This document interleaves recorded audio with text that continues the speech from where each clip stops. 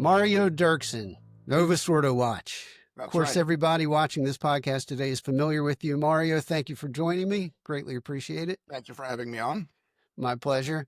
Mario, well before my eyes were open, you were pointing to the fundamental error with the resist the Pope movement, and namely that it creates a Protestant mindset where one Yes. is compelled to scrutinize everything that comes from the Pope. Every time Yes. he issues an authoritative teaching or a decision on a disciplinary matter or a liturgical matter, the Yes. faithful are being trained by this resist the Pope movement to Yes. take it upon themselves to scrutinize and to maybe disagree and to apply something that they found more favorable from a different papacy and so on and so forth. Yep. And today we're going to talk about an excellent example of how this poison can spread to flat out Protestantism. And it comes to us not from the chair of Peter, the one that is empty today, but rather from the desk of Peter, and that is Peter Kwasniewski, Yes. who, before we get into talking about him and the example that he gives us of how Protestantism reigns in the resist the Pope movement, I want to say that I've interacted with him a few times, and he's always gentlemanly and approachable. So this is not a personal matter.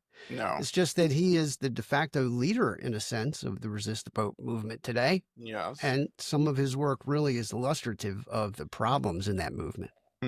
Yes. He seems to kind of provide the academic underpinning of the various, traditionalist ideas that I call them semi-traditional, the recognize and resist traditionalists have been upholding or maintaining. And so he's very popular. His work is plentiful. He writes a lot. He publishes a lot. Unfortunately, so much of it runs afoul of, what you find when you simply look at the old theology books or go through the old magisterial texts. So much so that at some point, Peter Kwasniewski, I guess, himself realized the discrepancy between what he's saying and what is on, what is on the books, so to speak, before Vatican II, that he started saying we need to rethink the papacy.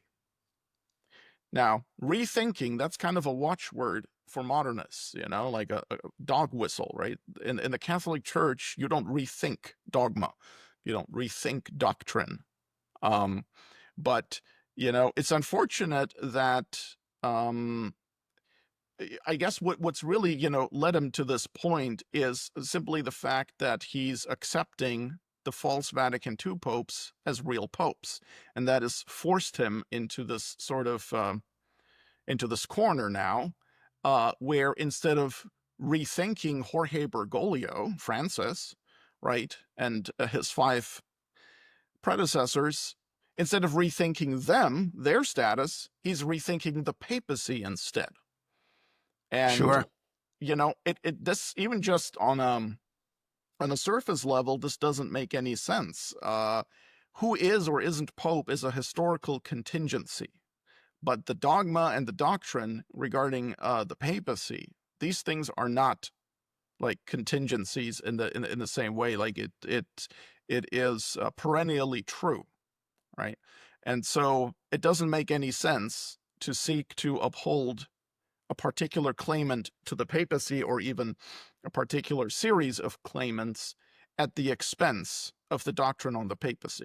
Then you definitely have not upheld the Pope or the papacy, because if the papacy no longer means what it used to mean, how much sense then does it make to say Francis is Pope? Well, and there is a logic to the approach insofar as if the Pope is what the Church has always taught, you cannot reconcile that with these men who are claiming to be the Pope since the Council. And so it's a baby with the bathwater scenario. Totally. Right? Yes. I can totally appreciate the seeing the importance of no sedevacantist likes the empty see, right? The Holy See being vacant. Nobody likes not knowing exactly what is going on, where the next pope is going to come from, and so forth. So I can totally appreciate the intent to not want to go there, but at what cost? At some point why can't we simply say, regarding certain issues that we don't know, we don't have a clear answer, or it's disputed, it's mysterious. That is, of course, not very satisfying, but it's a lot better than, having to basically rethink Catholicism. Because if you rethink the papacy, you're rethinking Catholicism. Catholicism is the faith is an organic singular whole. It's not elements, right? So if you change one dogma, you've changed everything. It's not something where you can just say, well, we'll leave the rest intact, but the papacy we're going to change. Well, because it's all resting on the same authority. If the papacy is false, then the authority that gave you the papacy is not reliable. And if that authority is not reliable, then neither is any other dogma, whether it be the resurrection or transubstantiation or social kingship of Christ or anything. So I thought the other day, on March 26th, Peter Kwasniewski published an article on the New Liturgical Movement website. It's newliturgicalmovement.org. And the article is entitled, "Do Priests or Religious Need Special Permission to Pray a Pre-55 Breviary?" Right. I've opened this up on the screen, and here Okay, is great. the Thank you. Yes, article March to which you're 26th, referring. 2025. And in this article, the author really kind of shows just, let me say it a little polemically, like how insane this whole recognize and resist stuff is getting. Maybe we should explain first what the breviary is, and then what is a pre-55 breviary. Maybe you can just comment on that real quick. Or The divine office. right. It's required of priests and religious to Mm-hmm. pray the office every day. Pius X revised the breviary. And what was that year, Mario? 1911. 1911. Yes. Well, the breviary was like revised, again and again. Something here, something there. As time went on, I can't remember now where I read about when the first breviary legislation was issued or whatever, but it's essentially the public prayer of the church that's outside of the sacraments, outside of mass. That this is just what I mean. Obviously, the Catholic Church prays, gives glory and worship and honor to God in a lot more than just the Holy Mass, right? It's just that the laity have to attend the Holy Mass once a week on Sundays and on holy days of obligation. But outside of that, there's still a lot of public official prayer going on. And that is that prayer is contained in what's typically known as the breviary or divine office or the canonical hours. In the Novus Ordo, they call it the liturgy of the hours. Right, and it's at set times, or at least in a certain sequence. It's essentially, like a morning prayer, midday prayer, noon prayer, early afternoon prayer, late after, that kind of. It's that kind of setup, and so in 1955. Pope Pius XII made some more changes to the breviary, and so Peter Kwasniewski is being asked if priests or religious need special permission to pray the breviary from before the reforms of Pope Pius XII in 1955. Now, the reason laity are not mentioned, but it's only priests and religious, is because they are the ones that have as you just mentioned, Louis, the canonical obligation, right? They make a promise or a vow, I'm not sure, at ordination at a particular, or well, let me see, or at profession, to pray the breviary, the entire breviary every day. There are some exceptions permitted, but the laity don't have that obligation. So that's why the laity are not mentioned. And it's just a question, well, essentially what's being asked is, if a priest or religious has the obligation to pray the breviary, can he use the pre-1955 breviary, or must he use, the Novus Ordo breviary or the 1962 breviary? Right. And now, normally, this is a question that, if it's not answered in a particular theology book, you would simply ask the Vatican. You would send an inquiry to the, well, under Bergoglio now, it's the Dicastery for the Doctrine of the Faith, I believe. And you would ask them, okay?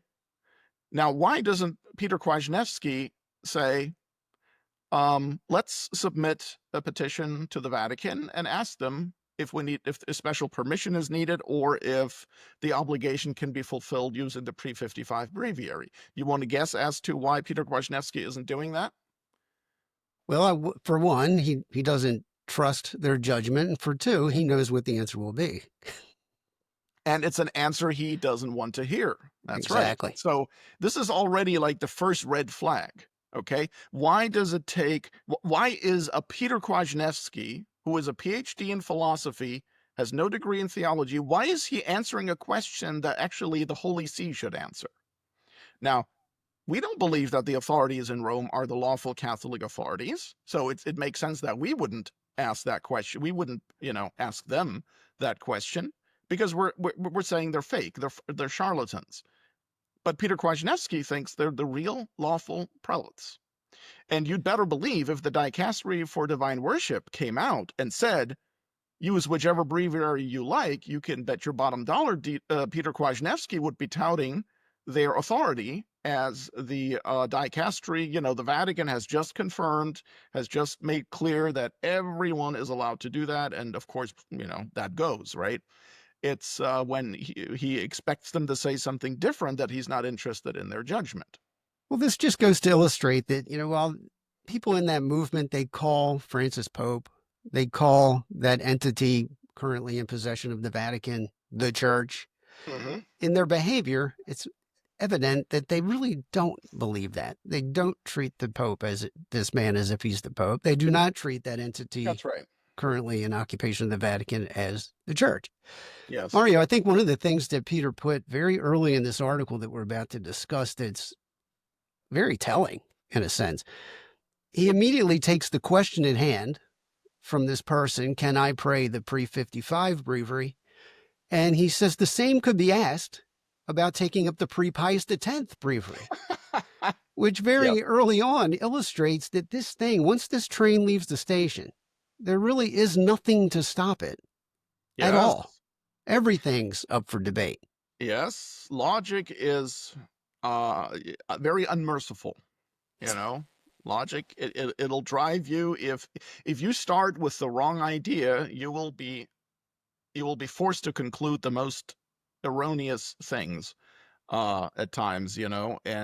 But normally anyone else would say, okay, well, gee, I've been led to absurdity here.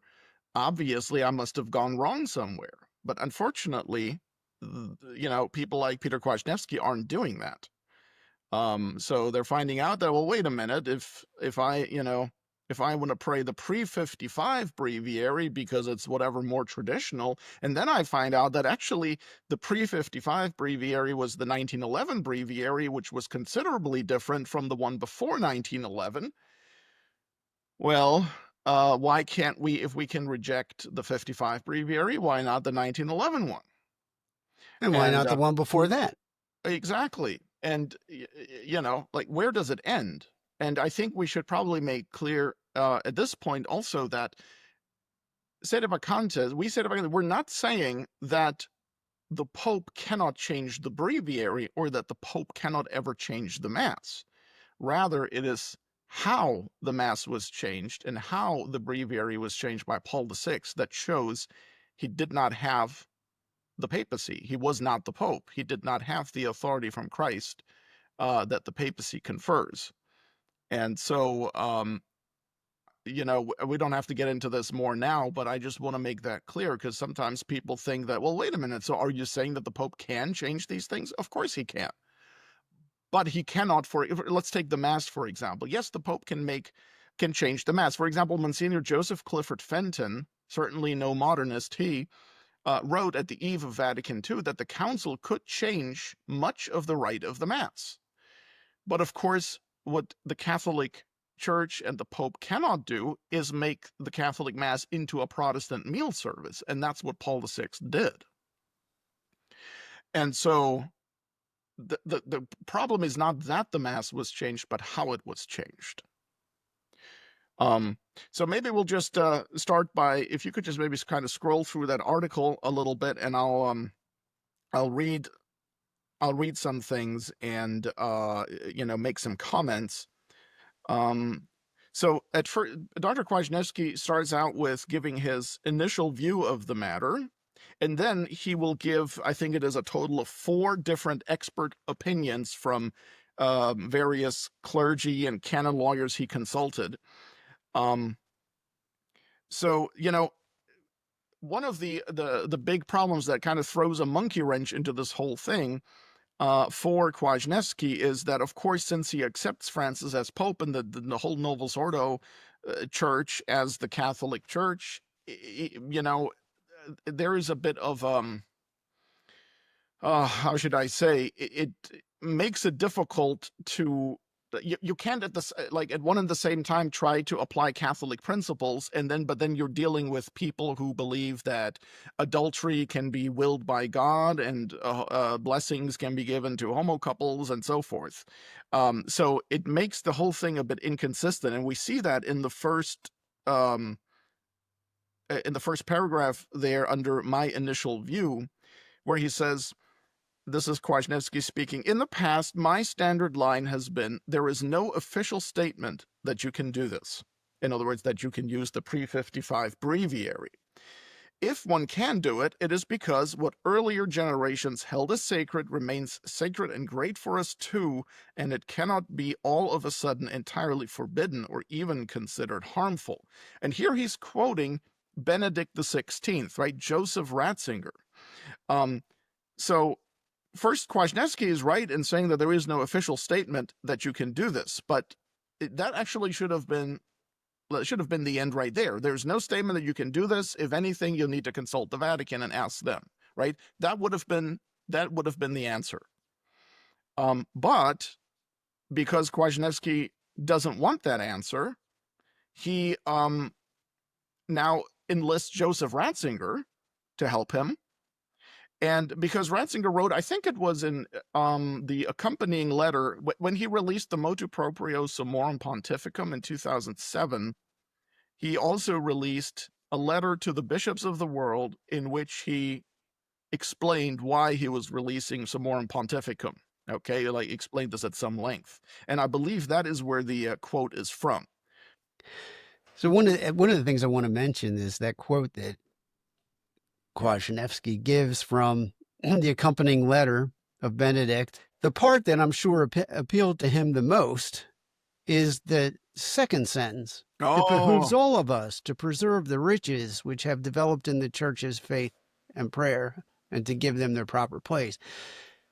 Now, Benedict's speaking here to the bishops, that's number one. But number two, it doesn't behoove all of us. It behooves the Pope. That's his job. Right. To preserve the riches that have developed in the church. Even the bishops, apart from the Pope, don't have that ability. Well, I guess they probably have some kind of, certainly not against the Pope. Right. Right. Not to the extent that Peter is attempting to take it, saying that the Pope has ruled authoritatively on a liturgical matter, but it's up to us to preserve the riches that existed before he stepped into the arena to muck things up. Yeah. Well, Ratzinger had to write something, right? He had to find a way to justify bringing the traditional Latin Mass back, or at least the 1962 Missal, while at the same time keeping the Novus Ordo alive. So he had to come up with something, and, that's how he did it.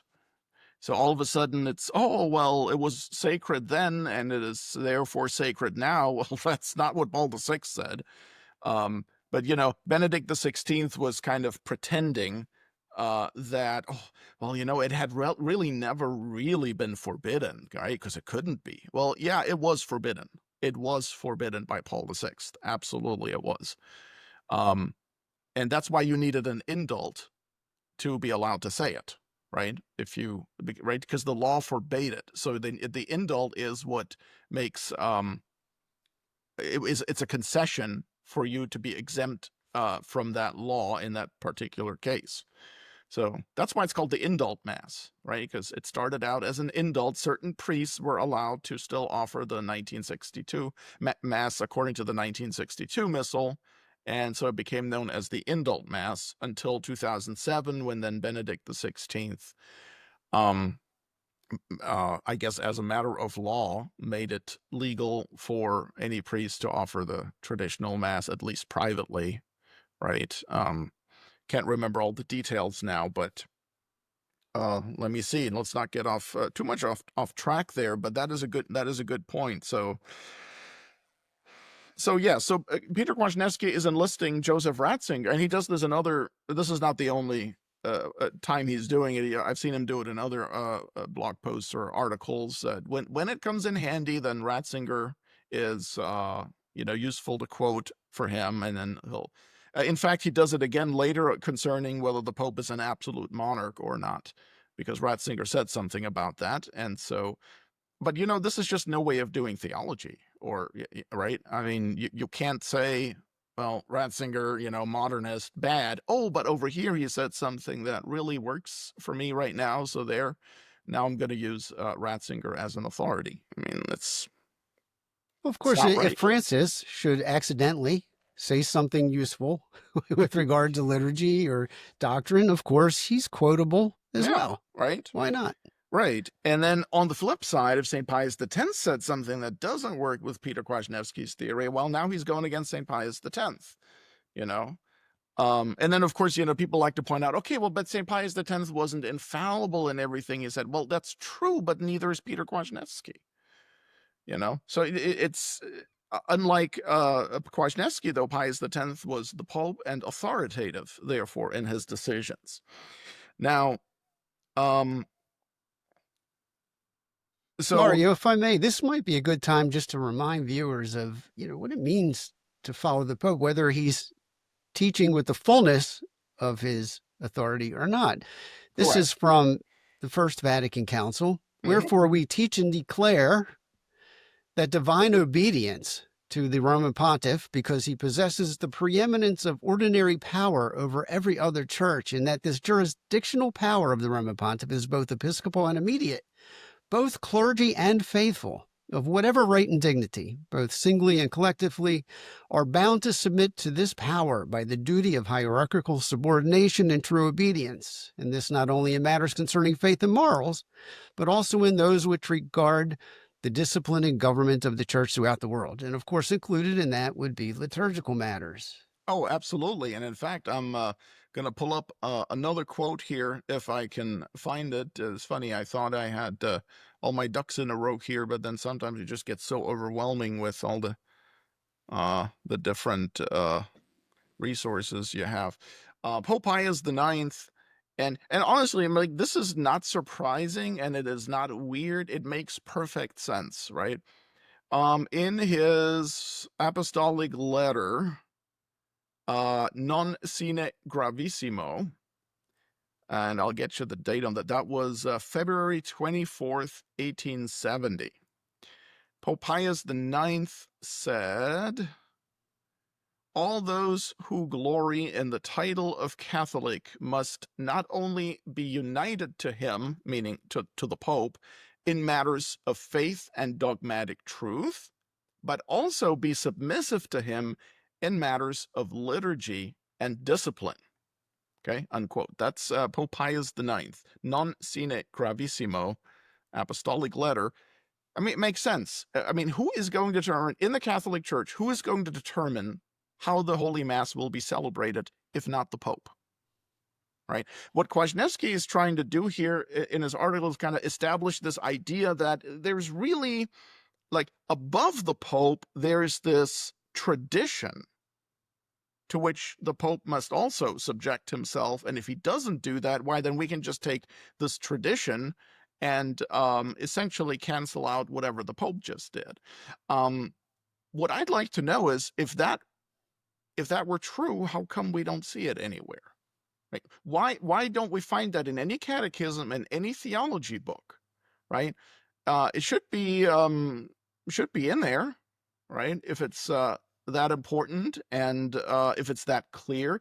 Instead, what we usually get from people like Peter Kwasniewski is kind of like they're well, we might get some proof texts about obedience and how you can't obey if a command is sinful and so on, but that's really not to the point here, right?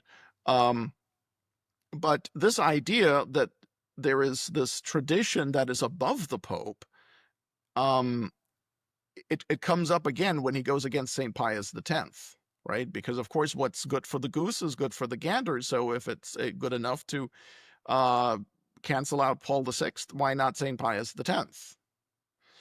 Well, part of the problem is, of course, Mario, the true popes, they were bound to tradition, and that was clear in their behavior and in all of their teaching, because they were the recipients of the gift of truth and never failing faith, according to the First Vatican Council. Never failing faith. Yes. Such that they could protect the faithful from the poisonous fruit of error. Yes. Which would be that which goes against tradition, capital T. Yeah. So, and here, I guess one of the problems is we rarely ever see a definition of tradition, right? These days, everyone loves to talk about defending tradition, and we need to restore tradition in the church and all that. But what do you actually mean by that? Now, sacred tradition exists as the deposit of faith, right? Is passed on through sacred tradition and through sacred scripture. That's a divine revelation, right? Is contained in those two sources. But that's usually not what is meant by it, because certainly, even though, of course, the dogma of the Holy Mass and so forth, that is all part of the deposit of faith. Certainly quo primum, for example, like the rubrics of quo primum, they're not, contained. Those weren't handed to the apostles by our blessed Lord and Savior, right? That's not to say that these aren't very important and very venerable, liturgical traditions, but just that it's not the same thing as sacred tradition, as the rule of faith. And so it's closely connected to it, no question about it. And we're not saying that the Pope can do whatever he pleases. We do agree that there are limits to papal authority. There are limits to the papacy, but those limits, the way I put it is, they're applied, like those limits are imposed by God a priori, meaning God prevents the Pope from decreeing, legislating, teaching anything that would go against that. Right? That's how the papal authority is limited in that sense. The Pope, when we say that the Pope, for example, cannot make adultery permissible, right? That's true. But what that means is that the Pope will never at any point issue a decree or an encyclical or a bull or anything that says adultery is now permissible, right? Only in that sense does it make sense to speak of the limits of papal authority. What Peter Kwasniewski and other recognize and resist theologians will argue is that the way the papacy is limited is that the Pope can, in theory, issue such a decree permitting adultery, and then the faithful and all those under the Pope need to rise up and essentially get him to recant and cancel out that decree, and that because he's not allowed to do that, right? In that sense, that's what they understood by the limits of papal authority, so that the Pope could actually decree whatever he likes, but then if it's against divine law, then it doesn't count. Okay? That makes absolutely no sense, and that's also not what you get when you read the Old like when you read the papal magisterium about the papacy, right? The church councils and all the encyclicals and the decrees and so forth. The only way they make sense is if you understand them in the way I just described, that the Pope, whatever the Pope cannot go against, he will not actually go against. Because otherwise you'd need another authority that is above the Pope to tell you when the Pope was wrong and when he needs to be corrected and when he needs to be resisted. And unfortunately for Peter's many followers, he's become that person. Yeah, a little right? bit, right? Yeah. Yeah, in a sense. And one of the things that strikes me, and in reading things that he's written, he's scholarly. He has a certain formation. Absolutely. Yes. Catholicism is not a faith of experts, right? Our Lord commanded us to be as little children. In order to be as little children, we need to have Holy Mother Church. We need a Holy Father to serve as our father, teacher, and guide. Yes. And we're not required to be theologians, philosophers, hold PhDs, and so forth just to be faithful Catholics. Essentially, Kwasniewski is doing his own theology, and he's doing so without a mission from what he considers to be the lawful ecclesiastical hierarchy. Okay, they did not commission him to do that, and in fact, he's going against that. Right, so he's entirely on his own in terms, like, it's all being done on his own authority or lack thereof. And that is, what is also essentially like, this where Protestantism comes in. In the end, he is the standard. He decides.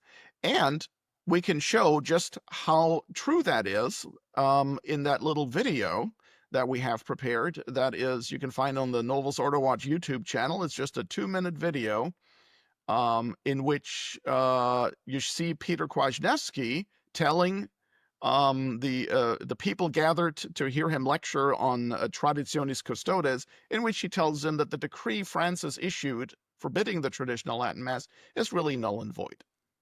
Let's take a look at it, Mario. Yep.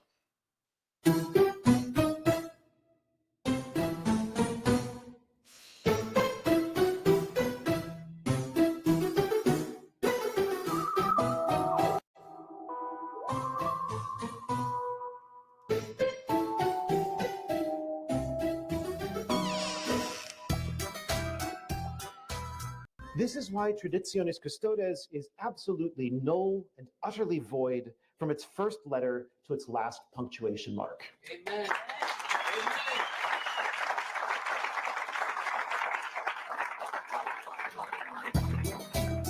And that is why it is not only not necessary to follow Traditionis Custodes or any further legislation or policy based on it, it is rather necessary not to follow it.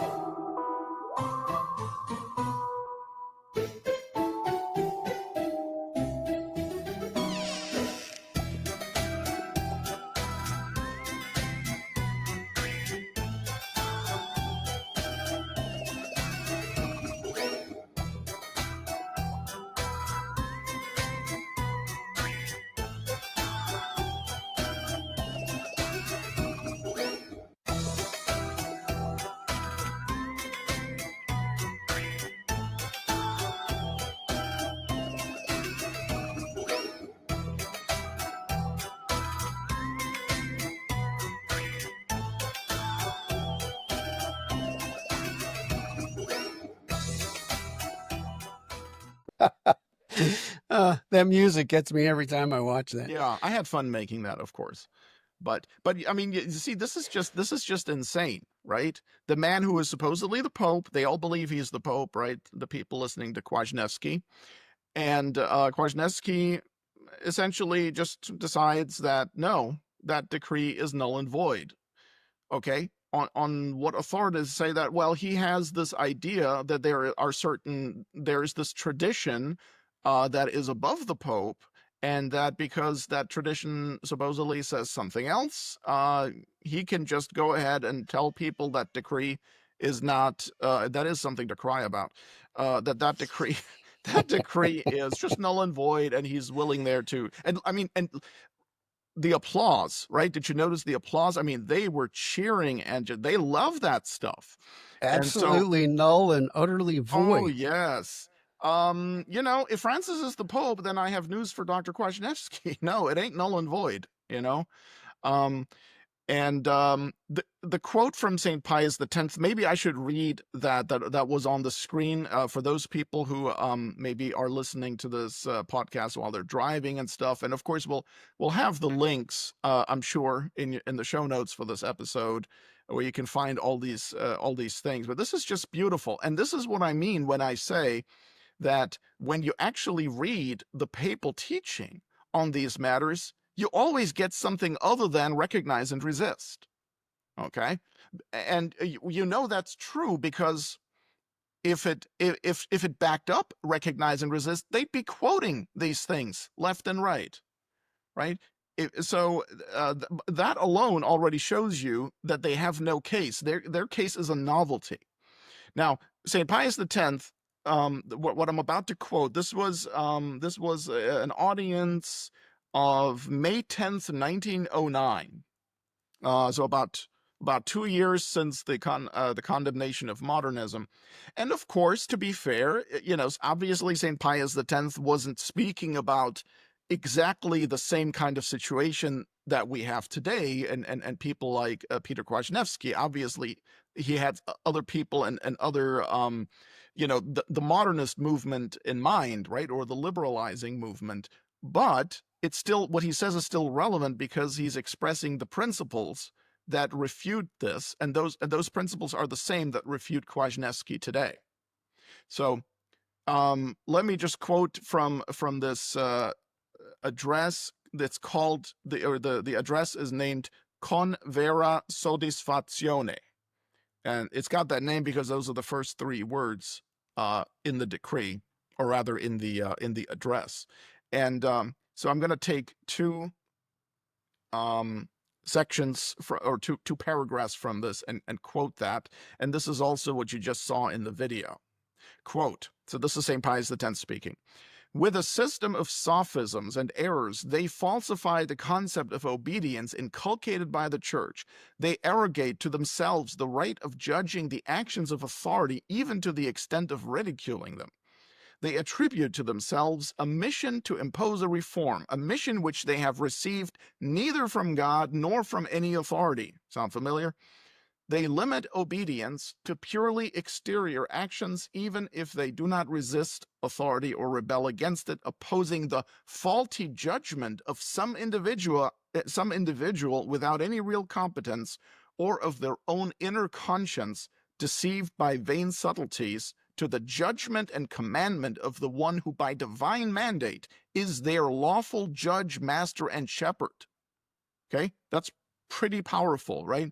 And then another elsewhere in the text, do not let yourselves be deceived by the subtle declarations of others who do not cease to pretend that they wish to be with the Church, to love the Church, to fight for her, so that she will not lose the masses, to work for the Church so that she will come to understand the times, and so to win back the people and attach them to herself.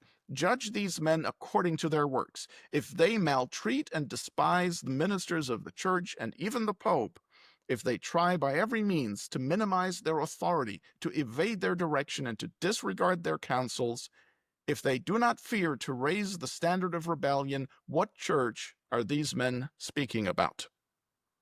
Unquote. So that's St. Pius X.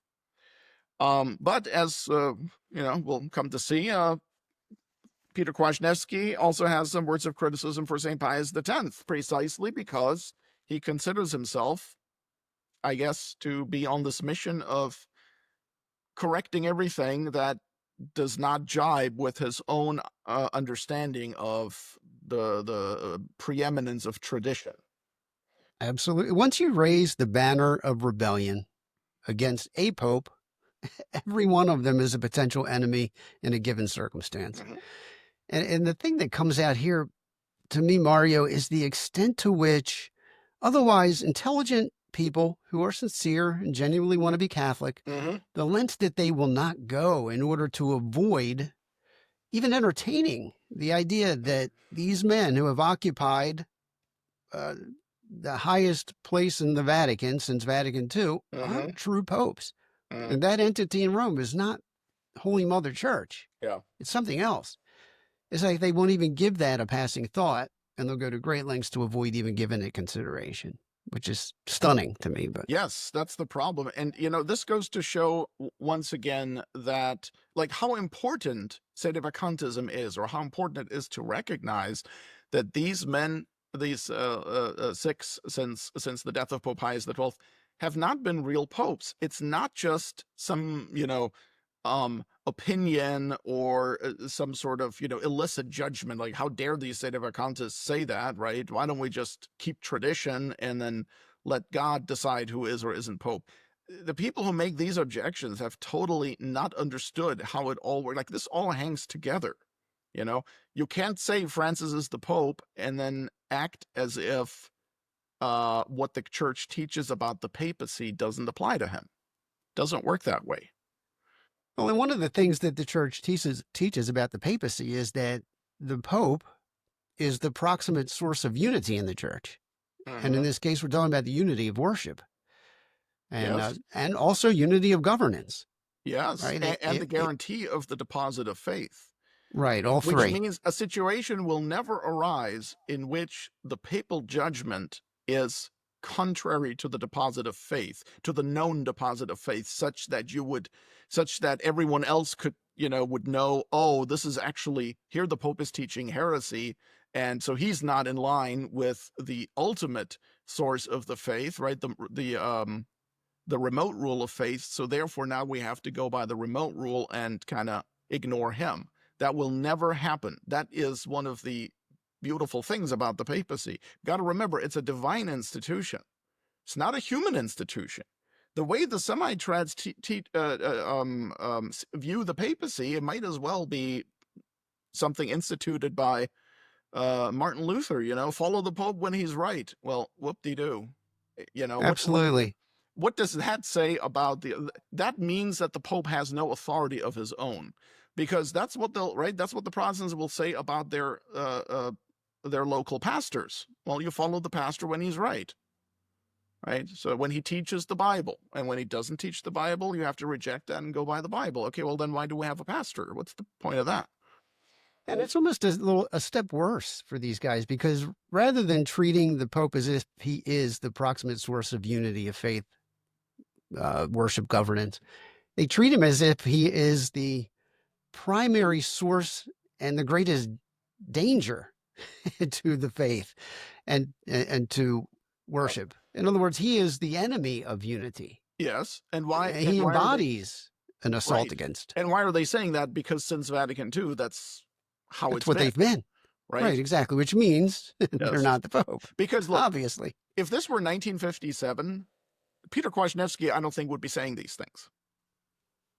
Yeah, certainly not. Right? What's driving all of these errors is the fact that they're trying so hard to have the Vatican II Church be the Catholic Church and these false Novus Ordo popes be real valid popes. And in order to make that work, even just a little bit, they just have to destroy Catholicism in the process. So they don't seem to realize it. Like, don't you understand? You have solved nothing in the end. What have you gained if you have a pope but Catholicism is false?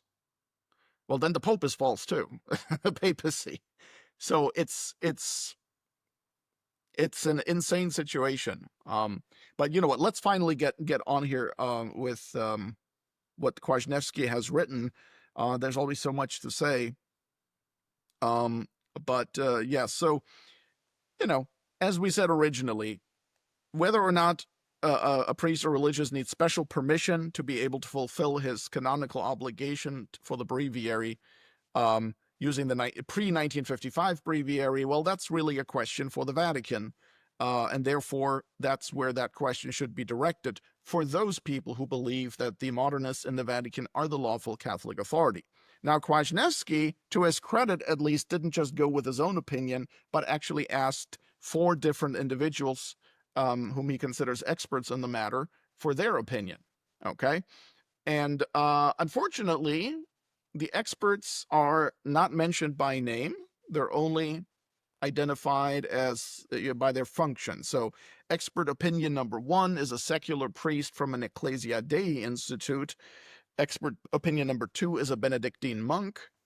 Let's see, expert opinion number 3 is a diocesan priest and canon lawyer.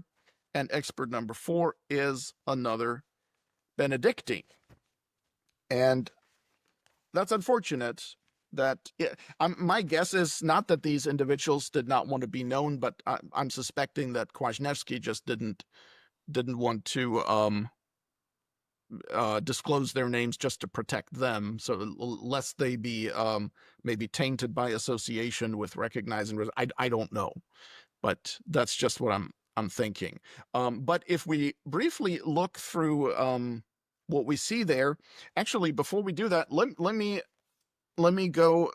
point out what is missing from Kwasniewski's analysis, and I believe also from the expert opinions, and that is the Code of Canon Law is never brought up, which is unfortunate because the 1917 Code of Canon Law talks about the obligation of praying the breviary in Canon 135. And here I'm using the well-known Edward Peters translation of the 1917 Code of Canon Law, published by Ignatius Press. Canon 135.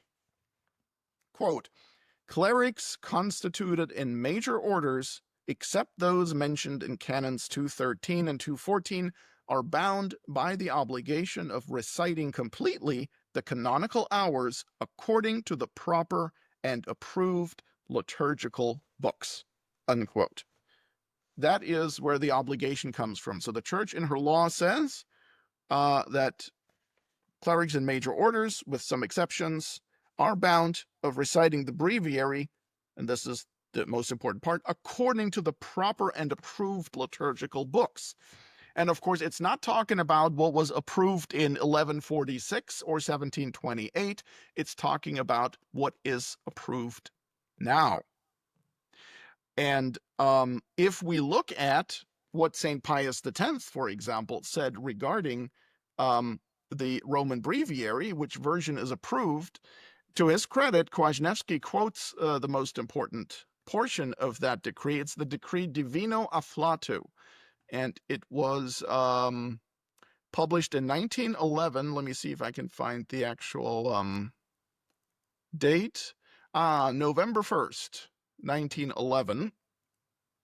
And if you scroll down a little bit on the Kwasniewski article, you will find the quote where St. Pius X leaves absolutely no doubt about whether, or rather, what is the approved liturgical book according to which the Roman breviary is to be prayed.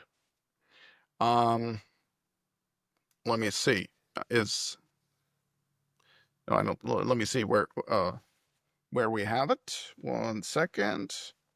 Okay, it is under my response to so this is under expert opinion number 2. There it is. Perfect. Therefore, by the authority of these letters. I'm not going to quote the whole thing, but let's just quote like the most important portion here, right? St. Pius X revised the breviary, right? And with these revisions, he then decreed, quote, we proclaim the penalties prescribed in law against all who fail in their office of reciting the canonical hours every day. All such are to know that they will not be satisfying this grave duty unless they use this our disposition of the psaltery. Okay? In other words, in fact, actually, let me back up and quote the first sentence. Therefore, by the authority of these letters, we first of all abolish the order of the psaltery as it is at present in the Roman breviary, and we absolutely forbid the use of it after the first day of January of the year 1913. Okay? So Pius X said, here's the new breviary. No later than January 1st, 1913, you must use this new breviary, and you cannot satisfy your obligation in law with using any other breviary. Okay, so no, you can't go back and say, oh, but what was sacred in 1909 is still sacred now. Well, you can pray that breviary, but it's not going to fulfill your obligation, meaning you'd have to still pray the new breviary to fulfill your obligation. This is not difficult, right? This is not complicated. It Mario, seems to me that the Mhm. question being floated is it was just answered. And as you said, Yeah, I mean, in one sense, it's to Peter's credit that he provided that quote from yes, Pius X. On hmm the other hand, it's an example of the cognitive dissonance. I mean, he opened up this article by saying the same question could be asked about taking up the pre-Pius X breviary. Well, no, that question cannot be asked, not if you're faithful and you're, acceding to the authority of the Pope. He was very clear here. Like you said, it's not complicated. exactly. And I don't have the decree of Pius XII in front of me now, but it's pretty clear. I'm pretty sure it's the same idea that this is now the approved liturgical book, and you have an obligation to pray according to this book. That doesn't mean, of course, that what came before was somehow wrong. Of course not. But it means it no longer fulfills the obligation. So, what I think Dr. Kwasniewski does not understand sufficiently and what he should meditate on is Matthew 16:19. Let me quote it. Okay? Where our blessed Lord says to St. Peter, "And I will give to thee the keys of the kingdom of heaven. And whatsoever thou shalt bind upon earth, it shall be bound also in heaven. And whatsoever thou shalt loose upon earth, it shall be loosed also in heaven." Right? Um, Rome has spoken. The case is closed. This is the power of the keys. The Pope says this is now what we use for the breviary. That's it. It doesn't matter what Peter Kwasniewski thinks about it, right? Putting it bluntly, that it's just this ends the debate. And of course the Pope then does end his decree with and we might want to. I don't want to get into the whole topic of quo primum now, but this will sound familiar to some people. "This we publish, declare, sanction, decreeing that these our letters always are and shall be valid and effective, notwithstanding apostolic constitutions and ordinances, general and special, and everything else whatsoever to the contrary. Wherefore let nobody infringe or temerariously oppose this page of our abolition, revocation, permission, ordinance, precept, statute, indult, mandate, and will. But if anybody shall presume to attempt this, let him know that he will incur the indignation of Almighty God and of his apostles, saints Peter and Paul." Well, guess what? Peter Kwasniewski does not think this applies to him, right? Because he's quoting this here not because he agrees with it, but to show that St. Pius X really overstepped his authority.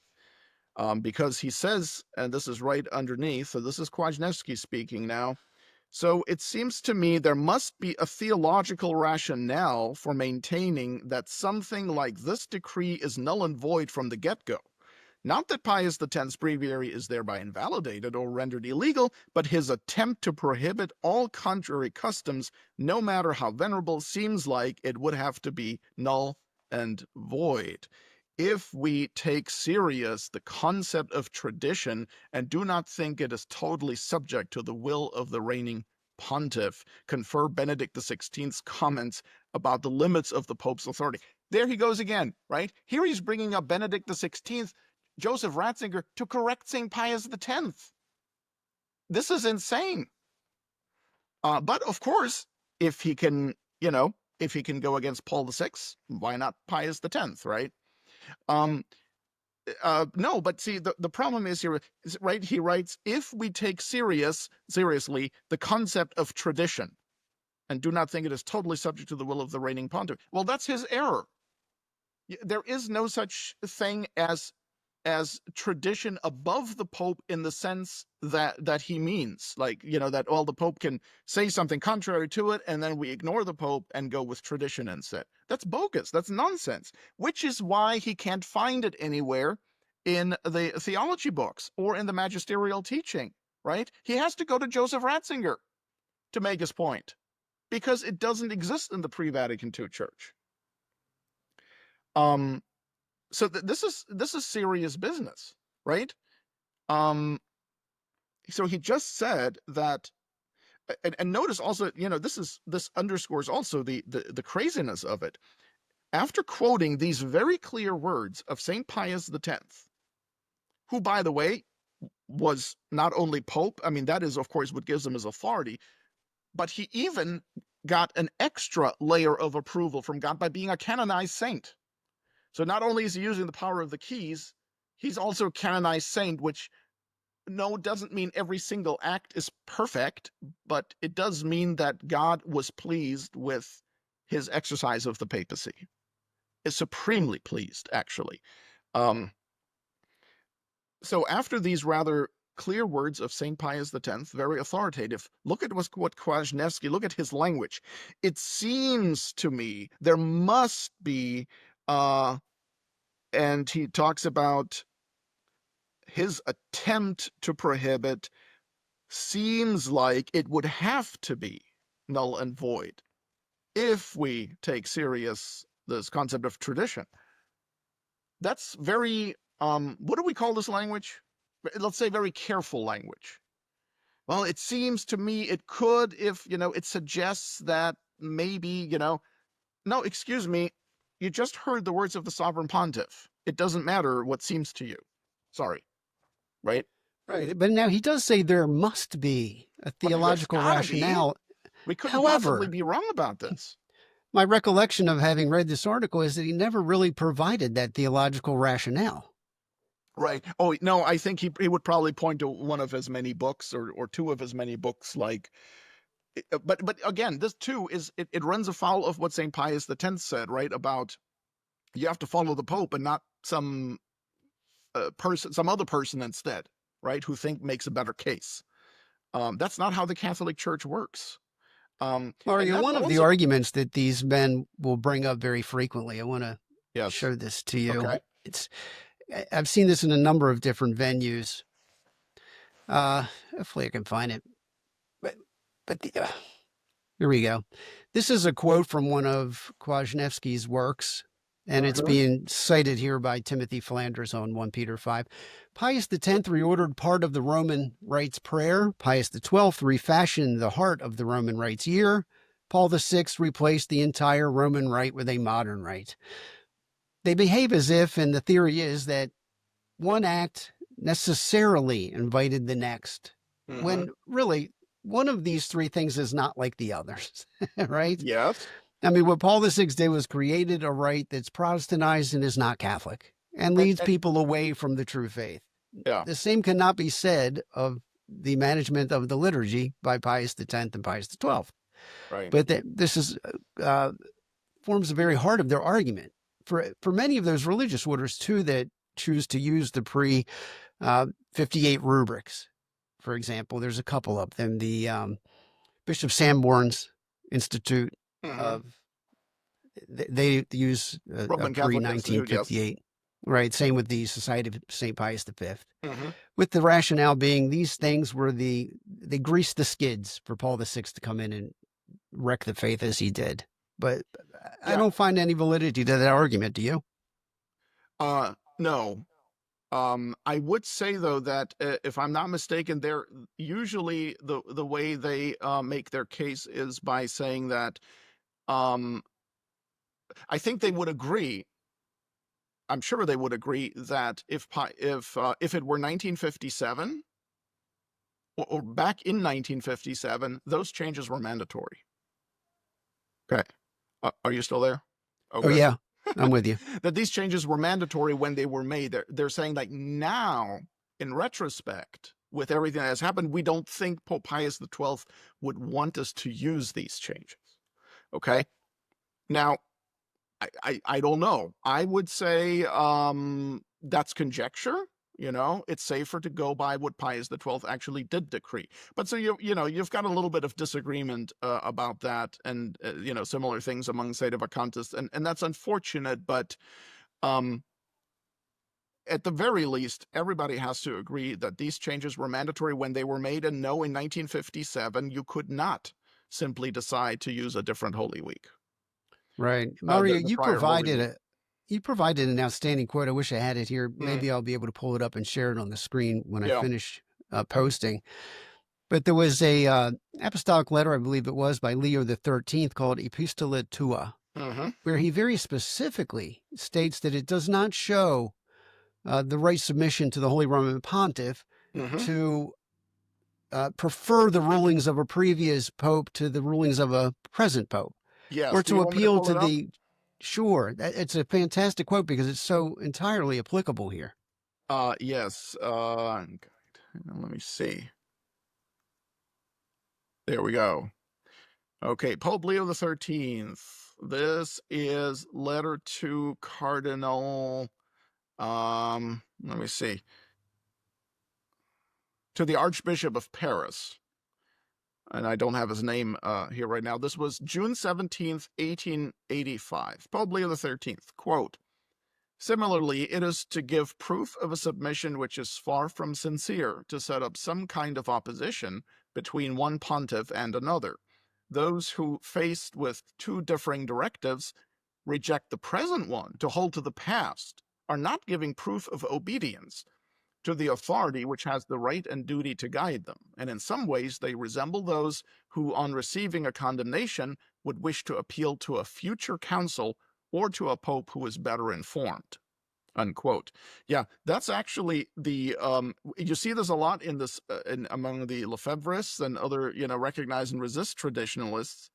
They'll appeal to, in the future there's going to be a pope who will side with us, right? And then there will be a council to condemn Vatican II and all that. Actually, if I'm not mistaken, and I don't think I am, the Code of Canon Law actually has an excommunication for that, for making that argument. Appealing, I think it's called, appealing the judgment of the Roman Pontiff to an ecumenical council, because that's like the heresy of conciliarism. That's at least suggestive of that heresy. And but anyway, I don't want to make that point now. I didn't do enough preparation for that, so I just wanted to mention that as a side note. Okay, so that was Pope Leo the 13th. Makes perfect sense, right? If there is a pope reigning, you must obey the present pope. You must submit to that pope. You can't say, but on this matter, on this particular disciplinary matter, for example, let's take the lowering the age for First Holy Communion, as St. Pius X did. Not everybody was thrilled with that decision, right? A number of people, clerics, thought, this is going to lead to a lot of sacrilege. All these young kids, they don't know what they're doing. How could a 6-year-old really know, or barely of the age of reason, right? How could such a little child know what he's receiving in Holy Communion? Because before, I think Holy Communion was given maybe at age 12 for the first time or something like that. And, at the time, I'm sure you could you could legitimately have that concern. You could say, well, I don't think this was a really maybe the best possible decision here. But it didn't matter if you thought that the point was that the Pope had decreed it, and that's what you were going to do now. Okay, you were now going to give First Holy Communion to little children. And that's how obedience works, and that's what makes it so meritorious, that you obey even though you don't think it's a good idea, or even though you find it difficult. The only time you're allowed and required to disobey if the Pope is commanding you to sin. But the Pope, first of all, it wasn't a command in the moral sense of, commanding someone to sin. It was a law that he established. And that's significant because the Church's universal law cannot be in itself harmful, dangerous, sacrilegious, and so on. So oftentimes these things get confused, and then that's where a lot of recognize and resist traditionalists are mistaken, and that's what keeps a lot of them from becoming sedevacantists, I think, because they think that they have all these justifications for rejecting church law. You can't do that. Church law is not the same as the Pope giving you a command, for example, to rob a bank so he can build a bigger church. That would be a sinful command. Now, you might say, well, what if the Pope establishes a law telling people to steal so the church can have more money? The Pope cannot do that. Okay, he could not. What that means, again, is not that when he does it, we declare it null and void, but rather that the Pope will never issue such a decree. Otherwise, the divine assistance to the papacy would be meaningless. You could say that about any institution. Well, when the boss does something he's not supposed to be doing, you just ignore it and resist it. Right? Is that what we're saying about the papacy? Is that how God established the papacy? How is that going to keep the gates of hell from prevailing? Well, it feels like an attractive proposition now, because they've already submitted to the idea that the Roman Pontiff can, on occasion, teach grave errors in authoritative papal instruments, such as we find in Mors Laetitia. Yeah. And once you cross that bridge and say the Pope can do that, then obviously he can float erroneous opinions or harmful opinions about disciplines and liturgical matters. Yes. Then you and have, therefore we must resist. yes, and then it's a slippery slope, and you can say, well, gee, maybe Vatican I, there's this infallibility thing. Not everybody supported it at the council, and and I think, to be honest, Kwasniewski is going in that direction. And in fact, let me point you to an article. There's a number of articles on Novus Ordo Watch in refutation of Peter Kwasniewski. Lengthy stuff, detailed stuff, hopefully scholarly stuff. And to my knowledge, he has never addressed or responded to a single one of them. The only thing he ever contacted me about was when I got his credentials wrong. Okay? That's when he contacted me, and I immediately issued a correction. No problem. I'm not trying to downplay or, mislead anybody regarding credentials. But it would be nice if maybe he could respond to some of the other things, and don't say that, oh, this is just not worth his time. No. It's worth his time. Okay. The refutations that are up there are powerful enough for that. So you can't just say, well, he just doesn't think it's really that great. No, it's powerful enough to where it would definitely need a response from him. And I would say, Mario, even if Peter's never moved to engage what you've posted in way of refutation on your website, to viewers watching this, a lot of the people watching this, they're probably people that follow you, maybe follow me. They're pretty much, on board. They understand what's at play here. I would encourage them to share that information with people who follow Peter. Because again, this isn't a personal thing. Yeah. Peter seems to be a very sincere man. He's knowledgeable in many ways. He has a vast following, and the people who follow him are likewise sincere. They want to be Catholic. Sure. They're looking for someone to fill that vacuum that's been left behind because the chair of Peter's been empty for so long. Yes. Those are the folks that really need to slowly and prayerfully go through these refutations that you provided so they can see just how far off the mark this resist the Pope movement is.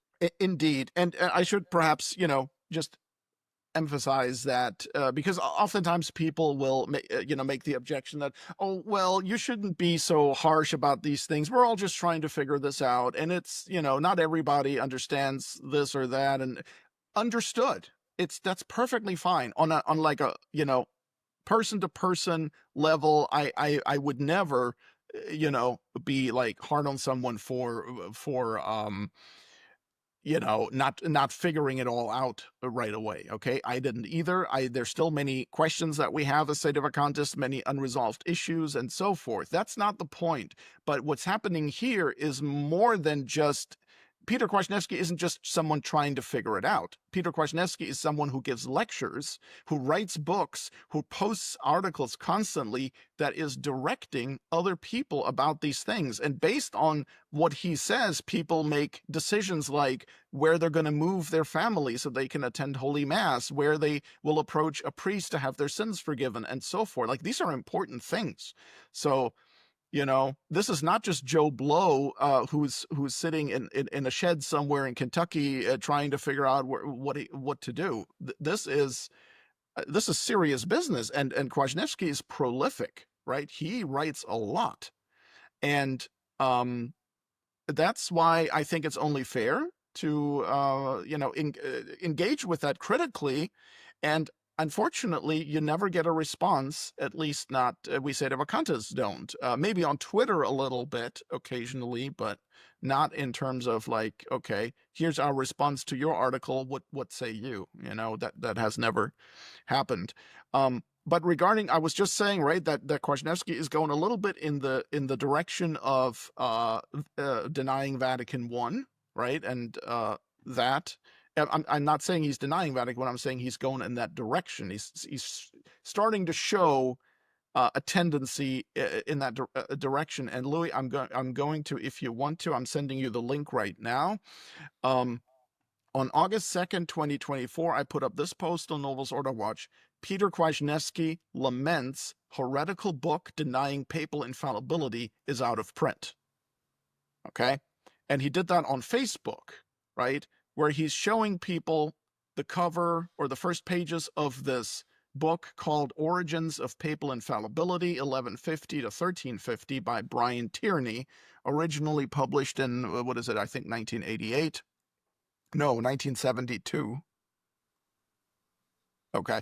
And he posted that on Facebook and said, it's absurd that this book is out of print.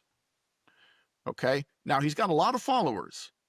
So a lot of people see this and they see that he says it's absurd that this book is out of print. That's a heretical book. Okay. Now, I actually then responded to this on Facebook, and he responded to the comment and said, essentially, well, you know, I was just expressing exasperation that a scholarly book, however wrong it may be on certain points, is out of print and thus inaccessible.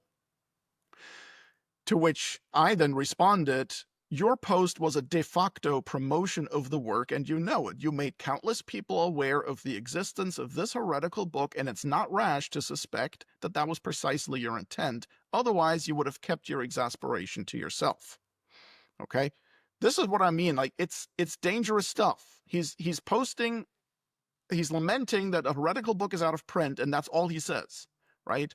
And so many people see that, and you know, this book openly questions or openly states that papal infallibility is an invention of the Middle Ages. That's serious business.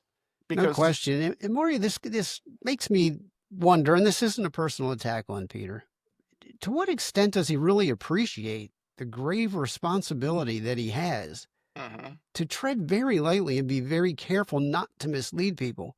It recently came to my attention through you that he's republishing a work by Romano Guardini.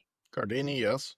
Guardini, which is, I mean, this is a man who was instrumental in the liturgical movement, who talked about stressing the meal at Holy Mass over and against the altar and the sacrifice. This guy is no hero, and I was actually a little surprised to see that he wants to republish that man's work, but based on his commentary here on this heretical work opposing the infallibility of the Pope, it tells me that he's playing a little fast and loose with the responsibility that goes with being a teacher. Yes, yes. And it's, well, you know, he's presuming to essentially overturn papal judgments, what he believes are papal judgments, right? He's presuming to tell people whether or not they can use a certain breviary that is technically forbidden by church law, and so on. He already questions canonizations, solemn canonizations that the man he believes is Pope has made. And he questions an ecumenical, what he believes to be an ecumenical council. Why wouldn't he question Vatican I at some point, especially if it keeps conflicting with his idea of tradition, right? Just as he just is starting to question St. Pius X. And maybe at this point we should show people the article in which Kwasniewski actually essentially accused St. Pius X of succumbing to liturgical modernism. Here we go, Mario. Yep. This is Peter writing. Paradoxically, the Pope who fought valiantly against doctrinal modernism exemplified liturgical modernism by rupturing the principle of the inviolability of long-standing tradition in the name of easing up pastoral burdens. Mm-hmm. And just to be clear, what's going on here, he's accusing Pope Pius X of being a liturgical modernist. Yes. which Ironically, he said this in an article entitled "The Need for Mutual Humility and Support Between the SSPX and the FSSP." If you scroll up just a little bit, you'll see the link to it. Above that quote, there we February go. 4th, 2019. You see it? Right here. Yeah. So if you click on that, it'll show you that's the actual article on the New Liturgical Movement website. That's how crazy it is now. Instead of maybe, taking a second look at his principle of, what was it now? The principle of the inviolability of longstanding tradition. Well, maybe the principle is false, or at least in the way you think it should be implemented, or the way you think it should be applied. Maybe there's something you're not understanding. No, he's now accusing the quintessential anti-modernist Pope of being a modernist liturgically. Pretty I mean, stunning. Stunning. insane. Where does it end? It doesn't end. And, Peter's talked quite openly about this concept that maybe it's time for us to rethink the papacy. Well, Yes. clearly, he has rethought it. He's repackaged it, and he's selling it to a very large audience. And the product that he's selling is that the Pope, when you get right down to it, he's one opinion among many. And it's not even the most important opinion in many cases. It's one that needs to be overridden by the opinion of scholarly men such as himself. That's the problem. And apparently nobody's going to tell him otherwise, because if he won't accept correction from St. Pius X, well, who's he going to accept it from? Right. And Mario, this invites a thought that I've had many different times, and I'm sure you've voiced it before too. If we're alive to see, God willing, a true, holy Catholic Pope, come to the chair of Peter, when he begins to reign and to rule in a manner that rubs a Peter Kwasniewski the wrong way, is he going to obey that man? Are his many followers going to follow that man as though he's the father, teacher, and guide of the faithful? No, many of them will not. Why? Because they've been trained to look at the Pope through Protestant eyes. Yes. And that's one of the great tragedies that will outlive the current crisis. When we get a new Pope, there's going to be a new crisis, and that's going to be breaking all of these people who follow the Resist the Pope movement of that terrible habit. Yeah. And I don't want to switch to this other article now, but let me just mention it here because it fits right in. A day after Kwasniewski published his article on the pre-55 breviary, on his personal blog, he published what he called an ironic response to an Orthodox convert's critique of the papacy. I think it should be called an ironic response, because it was rather ironic, because as he's trying to explain to the Orthodox, to the Eastern Orthodox, why he should be a Catholic, he's pointing out that there really needs to be a final arbiter of disputes, and one who can, settle controversies and so forth. And of course, he's talking about the Pope. Well, isn't it ironic that when it comes to defending Catholicism against the Orthodox, suddenly Peter Kwasniewski remembers that the Pope is the final arbiter. He just doesn't accept the Pope. Actually, as we can see, not only not Francis, who isn't even a Pope, but not even St. Pius X, or who else? Who knows where else where he's going to go next with this? And so I would have some comments on that article as well, but we'll just leave it here for now. Yes, so he's asking in his article on the pre-55 breviary, I quoted him, where he was starting to refer again to Benedict XVI, right? And where Benedict XVI said the following, quote, "The Pope is not an absolute monarch whose thoughts and desires are law. The Pope knows that in his important decisions, he is bound to the great community of faith of all times," unquote. Again, he's quoting Ratzinger, right? Joseph Ratzinger, the that is apparently the only source he can quote where it says the Pope is not an absolute monarch. And that says a lot, because Ratzinger, of course, himself did not believe in the papacy, at least not as defined by Vatican I. If instead we look at, for example, St. Robert Bellarmine, doctor of the church, doctor of the papacy, he did talk about, he used that term, absolute monarchy. St. Robert Bellarmine wrote this, I guess, in a tract or a letter, or I guess it was a tract, like a little pamphlet or something, in response to the French theologian Jean Gerson, right, Jean Gerson, who died in 1429. He wrote, this is Bellarmine speaking, quote, "For the Church of Christ is a most perfect kingdom and an absolute monarchy, which neither depends on the people nor has from it its origin, but depends on the divine will alone," unquote. Well, if the church is an absolute monarchy, who do you think is the absolute monarch? Right. Right? Good question. Yes. Now you might say, oh, well, God is. Okay, but God has a vicar, right? I mean, the church on earth is established as a monarchy.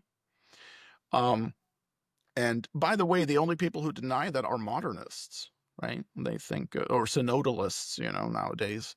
But that's how Christ, I mean, it makes perfect sense, right? Because God is a monarch, and so his church on earth is also a monarchy, right? A hierarchy. And it always comes back again to the papacy. Do we believe in the papacy? Do we believe that the Pope, regardless of his human failings, possesses an office that is divine in origin and has certain prerogatives and enjoys the divine assistance, not only in matters of infallibility, like when ex cathedra pronouncements, but just in general is divinely assisted, not always with infallibility, but at least with safety, right? He's always the safe rule to follow.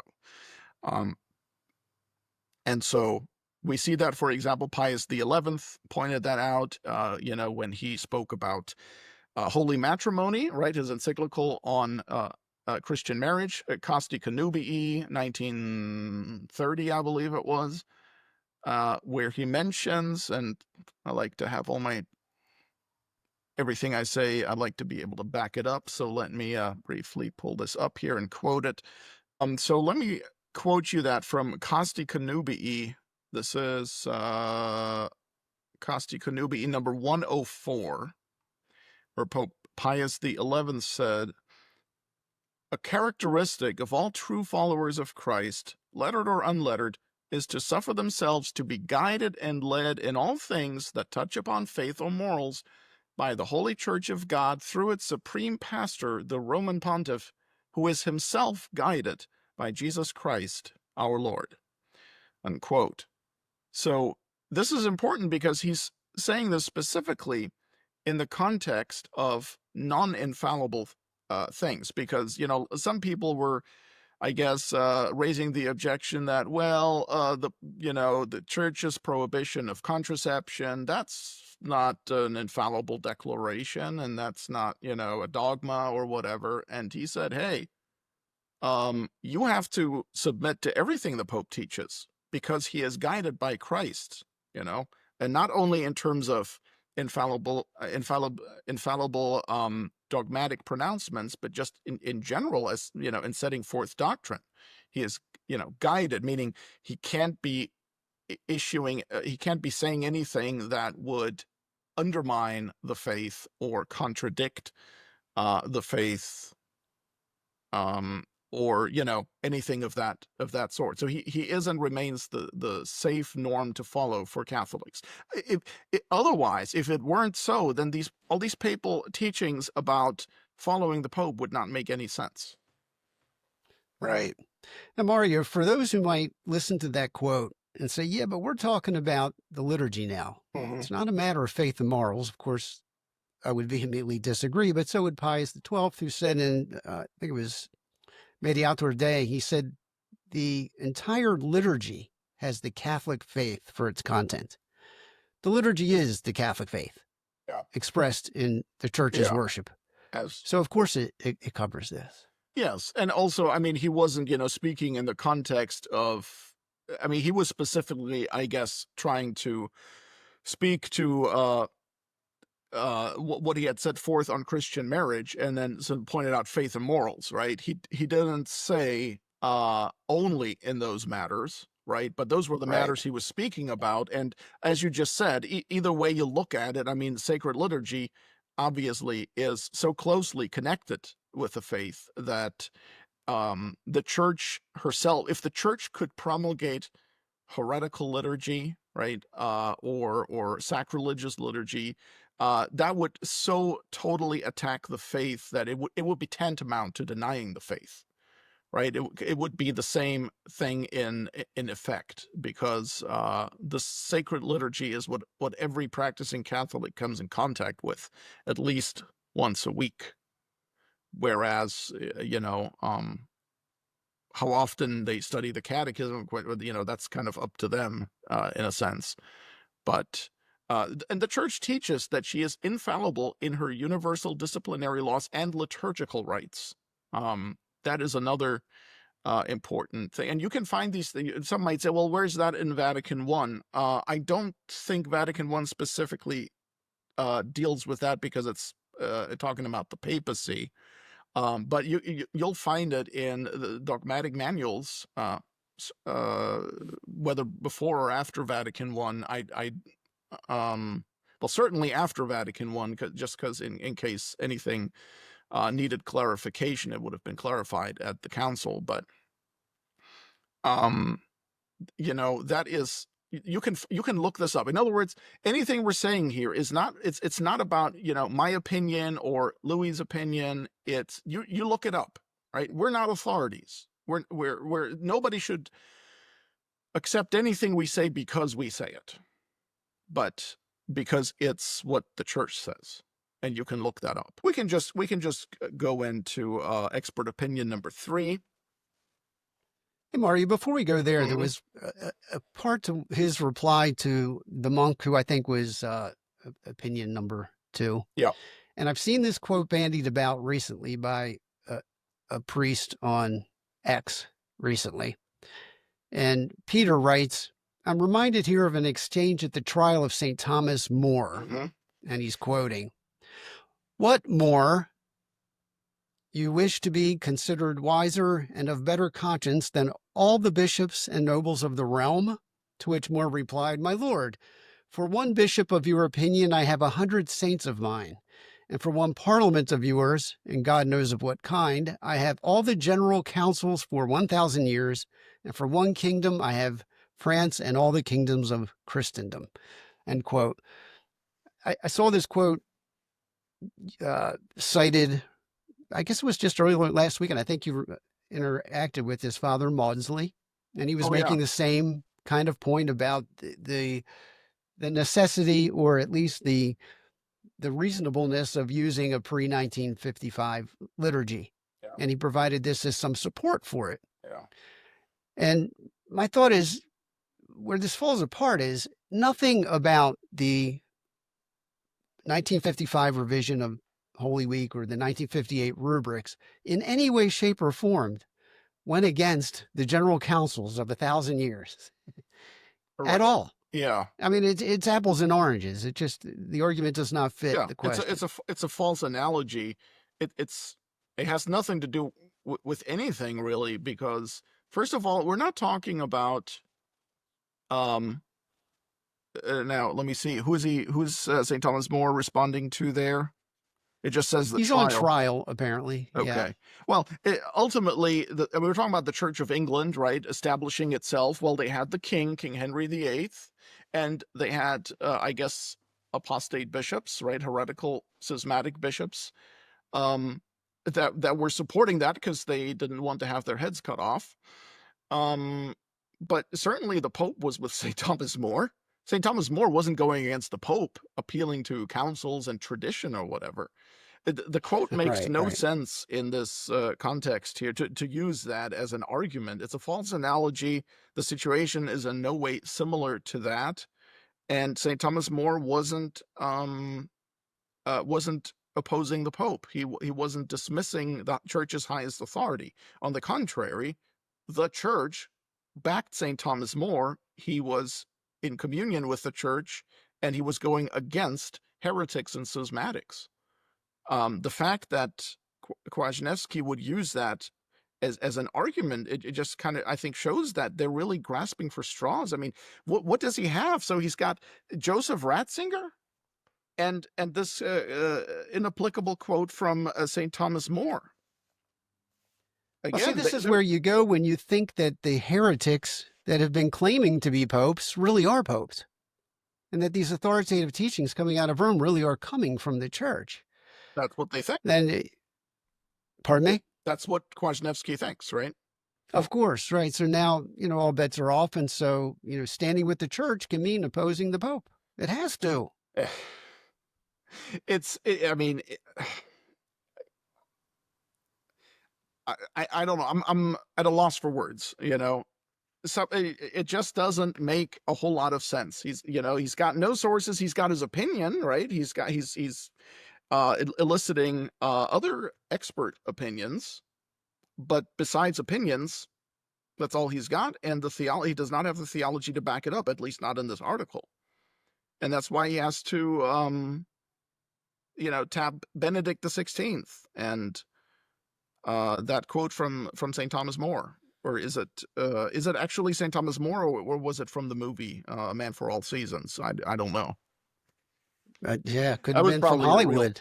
The real St. Thomas More. But either way, Yeah. I mean, it's not apropos to this, what we're talking about. And again, Kwasniewski is being driven to this bad theology and this bad argumentation because he doesn't want to be a sedevacantist. That's the bottom line. Right. This is the extent that you have to go to avoid what, to me and to you, is patently obvious. Yes. These men are not Catholics. They're not popes. Yes. And again, I realize sedevacantism is not very popular. It's not very attractive, but that shouldn't have anything to do with any of it. The expert opinion number 3, then he interacts with, and who knows? I don't know who it is, of course, since all these experts are anonymous. But it says diocesan priest and canon lawyer. He at least starts out pretty well. He says the command to pray the office must. Sorry, let me quote the whole thing. At first glance, it would seem that the command to pray the office must be fulfilled by the use of an edition that has been promulgated and proposed for its fulfillment. Unquote. Precisely, and that's what canon law, remember, canon 135 said it has to be the approved liturgical books. And then this expert goes into legislative silence, and then he, advances his opinion about what one could say and implicit approval, and it suggests, and it could also, with silence on the side. So he's looking for a way to, make that permissible within the context of the Vatican II Church. And of course, this is what I talked about earlier, where they're trying to resolve this question of whether or not the pre-55 breviary is permitted under the supposition that Francis is the Pope, the Vatican II religion is, well, Catholicism, somehow at least, and that Summorum Pontificum, well, it's now abrogated, but was once in force, and that Traditionis Custodes is now in force, unless, at least that's what the expert, this expert diocesan priest and canon lawyer thinks. I guess Kwasniewski wouldn't agree with that, unless I misread something here. Oh no, he does mention Traditionis Custodes, so he does apparently agree that it's authoritative to some degree. But so I would agree, of course, that if you're trying to make this work with the supposition that Francis is the Pope, who cares, right? Who cares which breviary you pray? Because with Francis, you can have divinely willed adultery. You have divinely willed false religions. You have ecumenism, Anglicans offering their invalid Eucharist in a Catholic church on a Catholic altar. None of these things matter anymore. So what would it matter if you're, which breviary you pray? Well, yeah.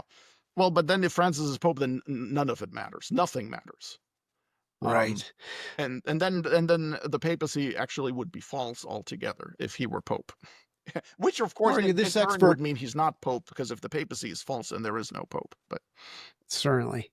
so it's So just this expert number 3, he states that furthermore, I would add that in the modern legislation for the preconciliar liturgy, Summorum Pontificum Traditionis Custodes, etc., there is no explicit prohibition of the use of the earlier breviaries. But you provided a quote from Pius X that very explicitly did provide a prohibition from using previous versions, correct?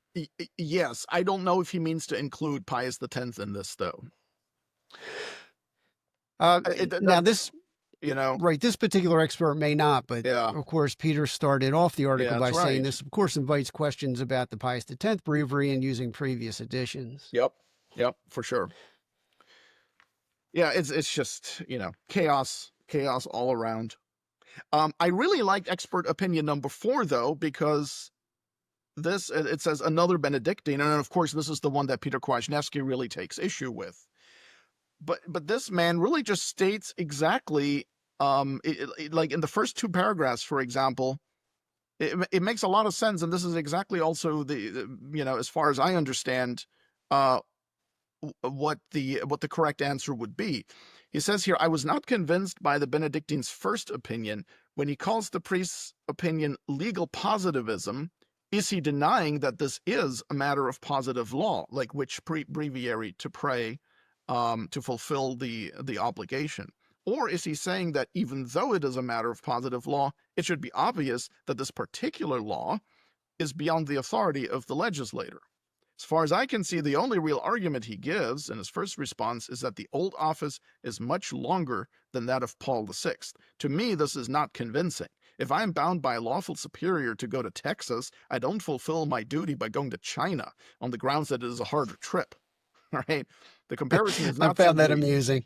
yeah, the comparison is not simply more in the sense that option 2 includes everything option 1 includes plus some. That will be different. For the question is not, can a priest pray the whole Paul VI office and then pray the pre-55 in addition, which of course he could, but rather can he replace the one with the other? The church is a visible body with a visible head who has a real legislative authority. One must allow that positive laws can exist and should be obeyed, even when they are bad laws. I don't mean sinful, but just mistaken or dumb or otherwise flawed. So that's pretty much right on the money. And you know what? Here, and of course, like I said, you're right, Kwasniewski has a lot to say about that expert's opinion, because Kwasniewski has his own opinion, and of course it's not the one that you would find in the pre-Vatican II theology books.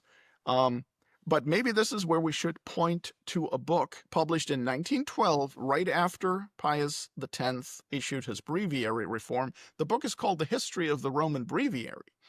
And so it had already been published before 1911, but then, of course, a new edition came out that incorporates the 1911, the Divino Afflatu decree of Pope Pius X.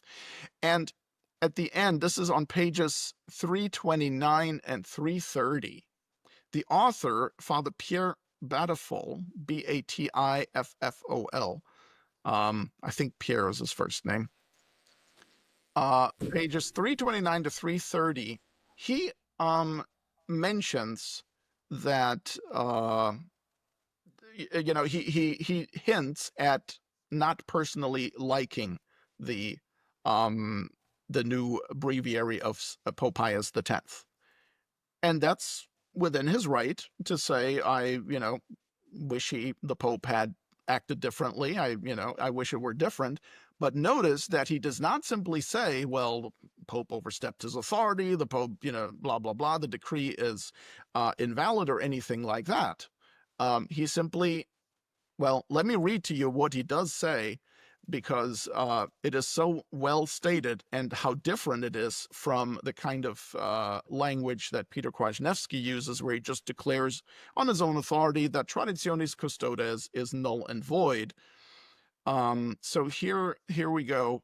Father Battifol says the following, quote, "The reform of Pius X is bound to incur the reproach of being indebted in its innovations to the Parisian breviary of 1736.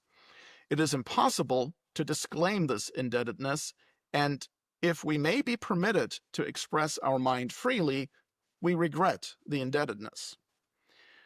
And then I don't know if this is the very next paragraph or if there's some more in between, but here's another quote from Father Battifol. "For all these reasons, and without meaning to say that the present reform leaves room for no regret, no criticism, no possible amendment, we hail it with joy for what it has preserved, what it has restored, and what it promises. We hail it as historians who are aware of the extreme difficulty of the problem that had to be resolved, or that had to be solved, and as liturgists who, like the old provost of Tongres, felt that it was only from Rome that a reform of the Roman breviary could be hoped for." And then there comes a Latin phrase, "Donec de urbe veniat it quod erit magis perfectum," which artificial intelligence tells me means until there comes from the city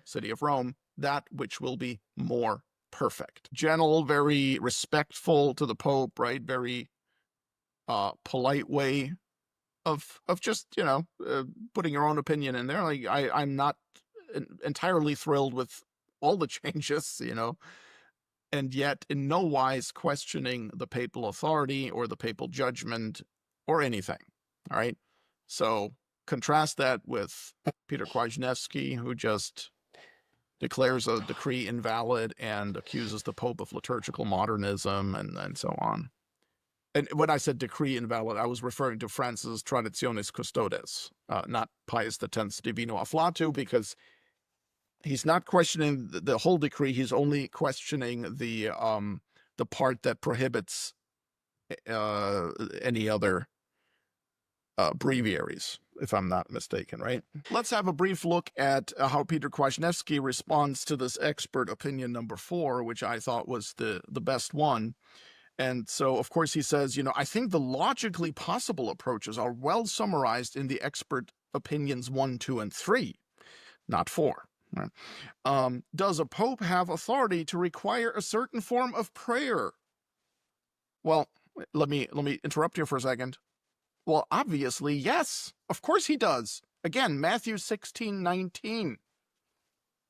That part about the keys to the kingdom. What you shall bind on earth shall be bound in heaven. I mean, what a concept, right? The Pope has the authority to require a certain form of prayer. Anyway, Kwasniewski says, "I think the question is ambiguous. If the form he requires represents a radical break with the form required for centuries and centuries, then we might have a problem on our hands, one that could result in a true crisis of conscience." Okay, but that's just his opinion. Okay, he has certainly not shown any evidence for that. And as far as conscience goes, it was St. Pius X, whom we quoted earlier, his address Con Vera Soddisfazione, that actually specifically mentioned conscience. Let me briefly find this again here. The Pope said, responding to, talking about the innovators he was criticizing, quote, "They limit obedience to purely exterior actions, even if they do not resist authority or rebel against it, opposing the faulty judgment of some individual without any real competence or of their own inner conscience, deceived by vain subtleties," unquote. So I just thought it was interesting that Kwasniewski here brings up a crisis of conscience. So he simply will not accept, Kwasniewski will not accept that maybe he's just wrong. Okay, and maybe his research is wrong, or there's something he's misunderstanding. Maybe he's not understanding something correctly. He keeps bringing up as one of his premises this, how tradition, like basically tradition, gives us the right to like curbs the Pope's authority when he forbids praying the divine office in the way it was done before, if it was done for centuries and centuries. But that premise is false. And so Kwasniewski writes, this is where the fateful combination of legal positivism and ever-expanding ultramontanism presses comes in. For the question is rendered easy if you say the Pope has absolute authority over everything liturgical, or that the only duty of the subordinate to obey his will or his whims. And so, here, Kwasniewski, you can see he's not taking into consideration the divine assistance for the papacy, okay? As if he needed to find a way to curb the Pope from abusing his authority, as if God hadn't already made the papacy, constituted the papacy in such a way that that is impossible, right? In the way we explained earlier with Pius XI, and we're not saying that the Pope cannot be a terrible sinner, but that his official, the exercise of his office, could not be like he could not issue a decree, permitting theft or something, right? That simply would never happen because God would prevent it. And so Kwasniewski talks about, again, legal positivism and ever-expanding ultramontanism. Okay, ultramontanism is Catholicism, and as far as legal positivism, well, he makes it seem as if any positive law of the Church is already is already problematic because, it's positivism. Well, you know what ism I think he should be worried about? I'm going to call it Kwasniewskiism, but that's the one he never is concerned about. He's never in any way worried about that. So Kwasniewski, skipping a little bit, says the fact that there is no explicit statement that the Pope cannot cancel out received and approved rights of venerable standing is because it would have seemed ridiculous to our forebears to think that he could. Now, that's a curious way of looking at it. And then he brings up an episode from Vatican I, which is interesting, which I researched a little bit, where one of the bishops at the council proposed that there should be an anathema given. This should be included in a document that essentially says, let's see if I can find it here. Do you have it? I have the quote that Peter offered. Okay, now before the final vote on Pastor Aeternus at Vatican I, several council fathers were concerned that they would be voting for a doctrine that would give the Pope absolute and unqualified jurisdictional authority. Various documented discussions were given by members of the Deputation of the Faith, assuring the council fathers that this was not a correct understanding of the doctrine. That is, they stated that the Pope in his jurisdictional authority does not have absolute and unqualified jurisdictional authority. One council father, however, an American named Bishop Varro of Savannah, apparently was not convinced and requested that specific qualifying statements to the effect that the Pope's jurisdictional authority is qualified be inserted into the text of the schemas. He was told that the council fathers had not come to Rome to hear buffooneries. In other words, if the bishop had understood the theological context of the schema, he would not have put himself in such an embarrassing situation. Unquote. Now, I researched that and found the sentence that he wanted inserted into the text about it was essentially something like, if anyone says that the Pope has the right, or that the Pope has the power to change anything in the church at his mere whim, let him be anathema. Okay, and this is what he was told was that, it's buffoonery, right? It's silliness. But I think Kwasniewski is not he's not really. I don't think that actually it supports his argument very much, because of course it would be silly to include something like that in a council, because it couldn't happen, right? You might as well say, if anyone says that the Pope could proclaim heresy, let him be anathema.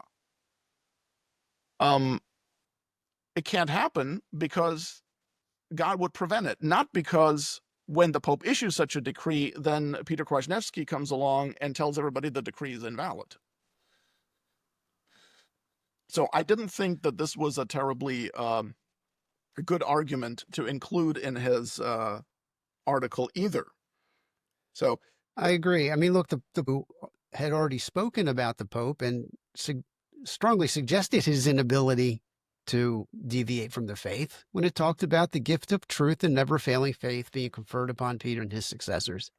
So it's not as if Vatican Council I didn't touch on this topic at all. It did very explicitly. Right, exactly. And I guess that's what they were, the deputation of the faith, that's what they were saying. Like, if you listened to, what we said, the theological context of the schemas and so on, you wouldn't be coming up with such a silly anathema, right? Such a silly proposal for an anathema. So again, I really don't see very strong evidence for Peter Kwasniewski's opinion. And again, ultimately, it is only his opinion anyway. And against his opinion are the decrees of the people he considers popes. So right, and it's a curious thing that he attempted at the very end of this article, which normally that's where you make your strongest point if you're trying to argue a particular case, that he wanted to hang his hat on this incident that happened at Vatican I, that a truly valid ecumenical council of the Holy Roman Catholic Church, and nobody questions its validity, under the guidance and approval of the Pope, chose not to produce. There's a reason. It was they chose not to add that particular statement. Yet he wants to move forward as if that's a good reason to believe his argument. I guess he's saying it should have been included, and the council failed by not including it. Yeah, and like I've said before, if such a scenario were possible, you would then need an authority above the Roman Pontiff to adjudicate that. Right. And that's impossible per Catholic dogma. So, but this is what refusing to countenance sedevacantism gets you, I guess. Yes, we also have a few unresolved issues and difficulties of various stripes, but it's nothing like this where you have to throw out Catholicism altogether. And so I think this pretty much covers, the essence of what we needed to talk about here. Maybe some other time we can talk about Kwasniewski's article in which he responds to the Orthodox convert, and he tries to defend the papacy there. That was published March 27th. So right, and in this article, he recognizes the fact that there has to be this authority figure. Yes. Yes, exactly. I mean, and he will write and speak about the received and approved rights of the church and how venerable they are. But the approved part, who gets to approve? What does it mean for a right of the Holy Catholic Church to be approved, apart from the Pope? And exactly. And I think he would probably say, well, the fact that it's been used for centuries and centuries, that confers upon it like an intrinsic approval. Maybe it does, like materially, in and of itself, but certainly not against the judgment of the Pope. Right. Right. So they're trying to find a way to counter the papal judgment and to declare it null and void. And you cannot do that within the parameters of Catholic doctrine and dogma. It's impossible. And that's why they have such a mess on their hands. Mario, I think the question that everything that we talked about today invites with respect to the Resist the Pope movement is the question, is nothing sacred? And so like everything is on the table. And one of the thoughts that I had recently was, what's to stop them from wanting to turn the clock back before the Council of Trent? and before Missale Romanum of Pius V. And Yeah. it ends up there really is nothing. I'm having trouble opening the screen, but Timothy Flanders, who is, by all indications, a follower of Peter Kwasniewski, he obviously admires him a great deal. He even floated the idea of, maybe we need to fight to return to the liturgical diversity that existed before the Council of Trent. In other words, Pius V, when he suppressed those rites that were not 200 years old, then maybe he made a mistake. Clearly, everything's on the table. Yeah, what did he know about these things, right? Yeah, but it just shows the insanity. Like, soon they'll be wanting to go back to apostolic times, and the very antiquarianism condemned by Pius XII, right? Oh, maybe we should use the table again instead of an altar, and that's what the apostles did, right? Something like that. Anything is possible at that point. Even, as we saw, quoting Ratzinger to correct St. Pius X. At that point, it's over. Okay. Anything is possible now. And this under the label of traditionalism. That's the point. That the modernists would use Ratzinger to correct St. Pius X. That's clear. But this is, I have long suspected that this kind of traditionalism is leading them to modernism. Absolutely is. They may not realize it yet, but I think in a lot of ways that you can already see that. Maybe that's why, for example, Peter Kwasniewski is on record thinking, the theology of the body of John Paul II, it's not all that bad. And, Romano Guardini is now being reprinted, although we must say it was a book from that was originally published in the 1920s. And I don't know the content of the book, but yeah, Romano Guardini, certainly his influence on the liturgical movement has not been good. Although there may very well be. Yeah, even if that particular book is somewhat solid, unless it comes with a whole lot of caveats, I would hesitate to draw people toward him. Yes. Thinking that he personally is a solid figure. Yeah. But well, Mario, this has been fun. I've enjoyed it a great deal.